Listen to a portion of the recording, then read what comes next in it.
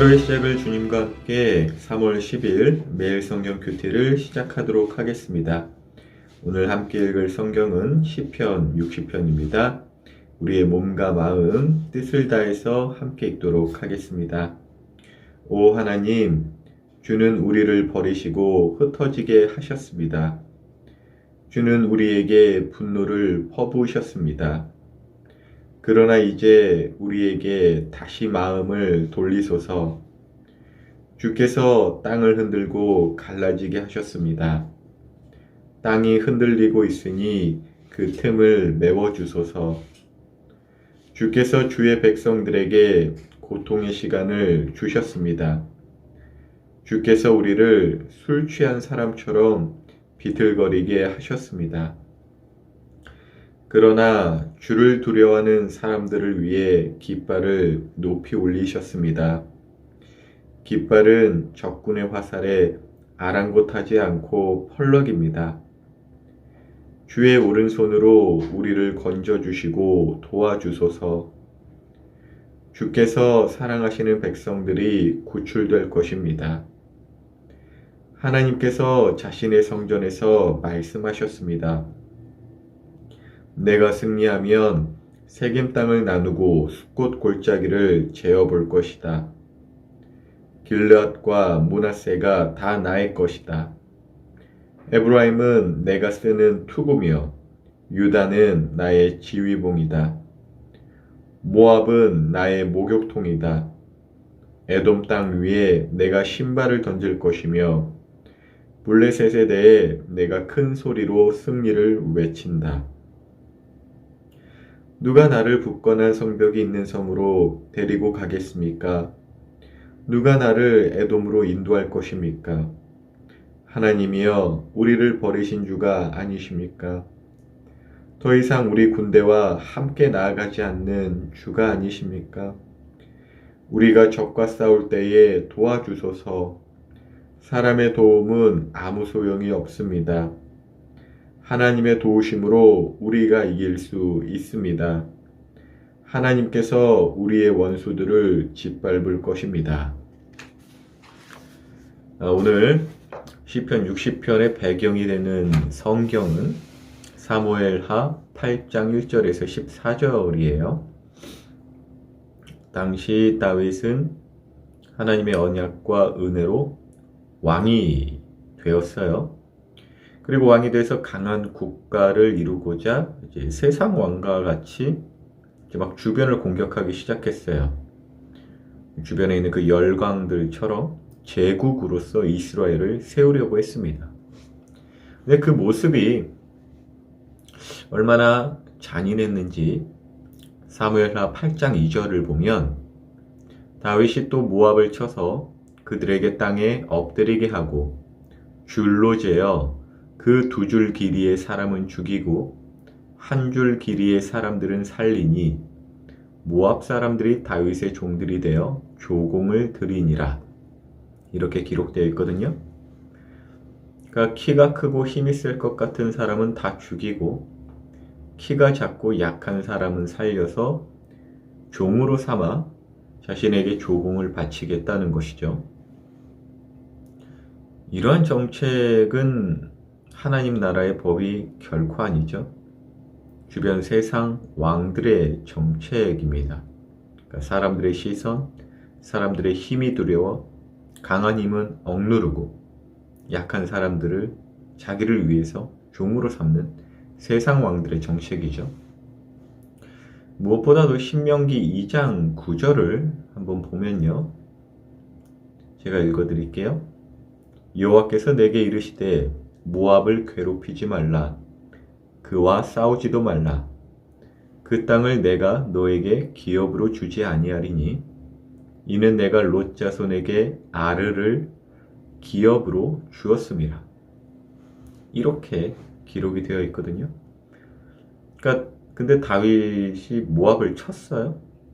그러니까 다윗이 친 모압은 사실 롯의 자손으로 하나님께서 직접 괴롭히지 말라고 했던 족속이에요. 그러니까 롯이 누구죠? 아브라함의 조카잖아요. 그러니까 아브라함의 때로 간다면 자신들과 친족과도 같은 자들인데 이 신명기, 그러니까 거듭 당부된 하나님의 말씀을 잊어버렸어요, 다윗이. 왜? 주변 사람, 주변 세상의 어떤 방식들, 사람의 힘으로 나를 세워야 할 것만 같고, 또 자신이 약하면 사람들에게 괴롭힘을 당할 것 같으니까 왕이 되자마자 자기 스스로의 힘을 강하게 만들려고 하나님과의 관계는 전혀 생각지 않고, 그래서 이제 모압마저 쳐버린 것이죠, 다윗이. 이 일로 인해서 하나님은 다윗에게 형벌을 내리셨어요. 형벌과도 같은 일을. 그게 뭐냐? 이스라엘 민족에게 있어서는 친족과도 같은 에돔 족속을 통해서 공격을 받게 하시죠. 에돔은 에서의 자손들입니다. 에서는 야곱의 형이죠. 야곱은 바로 이스라엘의 조상입니다. 그 에돔의 공격을 받아서 승승장구하던 다윗의 나라가 위태위태해진 것이에요. 근데 그 위태위태한 순간에 다윗은 딱 하고 이제 깨달은 것이, 이 나라는, 이 이스라엘은 다윗 자신의 나라가 아니라 하나님의 나라구나. 이 나라의 왕은 내가 아니라 하나님이구나. 그래서 오늘 본문 1절에 다윗이 회개하죠. 오 하나님, 주는 우리를 버리시고 흩어지게 하셨습니다. 주는 우리에게 분노를 퍼부으셨습니다. 그러나 이제 우리에게 다시 마음을 돌리소서 하면서 오늘 시편의 내용이 그 회개의 기도인 것이죠. 우리 청소년 친구들, 저는 이 말씀을 이제 앞부분 묵상하면서 특별히 그 본문의 배경이 되는 역사와 연계해서 이 부분을 함께 나누고 싶어요.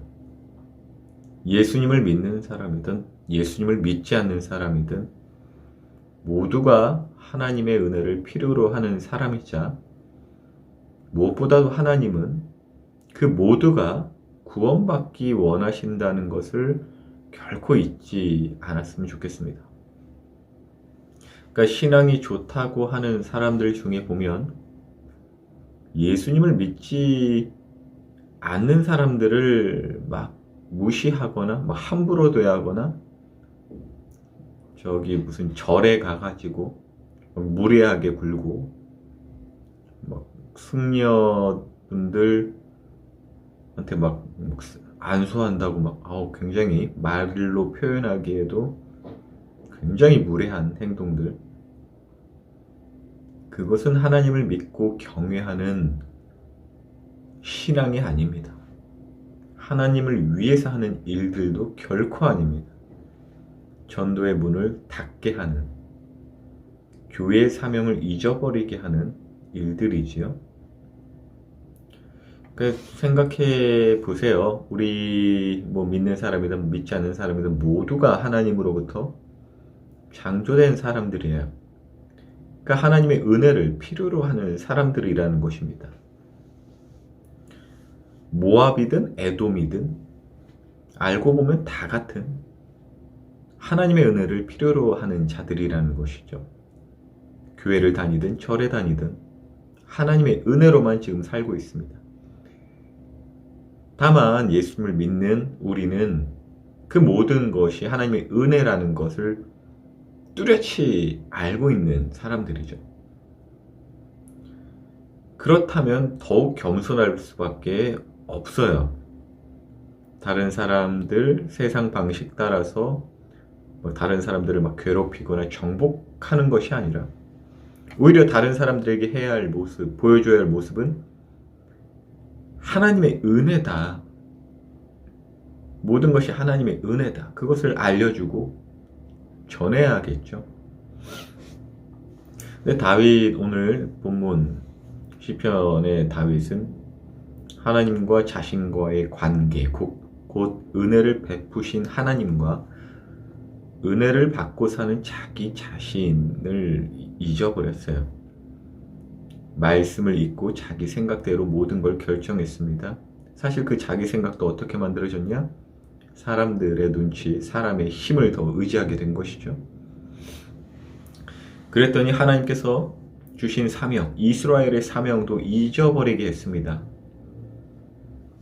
이스라엘을 제국으로 만들려고 했어요. 하나님 나라의 제사장 국가로서 세워져야 되는데 모든 민족이 이스라엘을 통해서 유다를 통해서 하나님의 은혜를 받을 수 있도록 해야 되는데 오히려 다른 나라를 괴롭히는 아주 악한 나라가 되어가고 있었죠. 그러니까 하나님마저 자신에게 승리를 주는 도구처럼, 우상처럼 여기기 시작한 것이에요. 근데 사실 다 우리가 그래요. 하나님과의 관계를 잊고 사는 것, 그래서 사람의 힘으로 스스로 왕이 되려고 하거나 서로를 정복하려 하거나, 다윗만 그런 것 아니에요. 오늘 본문의 배경이 나오는 모압이나 에돔이나 모든 나라가 다 그랬어요. 이미 그랬고 지금 현재 세상 다 그렇죠. 예수님을 믿지 않는 세상은 다 그래요. 그리고 예수님을 믿는다고 하지만 하나님과의 관계를 잊고 살 때는 우리도 그럴 수 있어요. 그래서 하나님은 내버려 두지 않으시죠. 서로와 서로를 통해 공격하게 하고 다툼이 일어나게 하고 짓밟히게 하십니다. 그래서 이 땅에서 이제 우리들에게 찾아오는 괴로움의 대부분은 하나님과의 관계를 떠났기 때문에 오는 스스로가 자초한 일들이죠. 그런데 오늘 본문이 너무나도 귀하게 하나님의 말씀으로 우리에게 주어진 이유는 모두가 하나님과의 관계를 잊고 살았지만, 그래서 모두가 서로와 서로를 공격하고 다툼이 일어났지만 그 다툼 가운데서 회개했다는 것이에요. 누가? 다윗만. 다윗이 회개를 하였어요. 하나님께 돌아갔다는 것이죠. 그래서 본문 마지막 절 보면은 이렇게 당당하게 또 기도를 합니다. 다윗이. 본문 12절. 하나님의 도우심으로 우리가 이길 수 있습니다. 하나님께서 우리의 원수들을 짓밟을 것입니다. 라고 굉장히 당당하게 기도를 해요.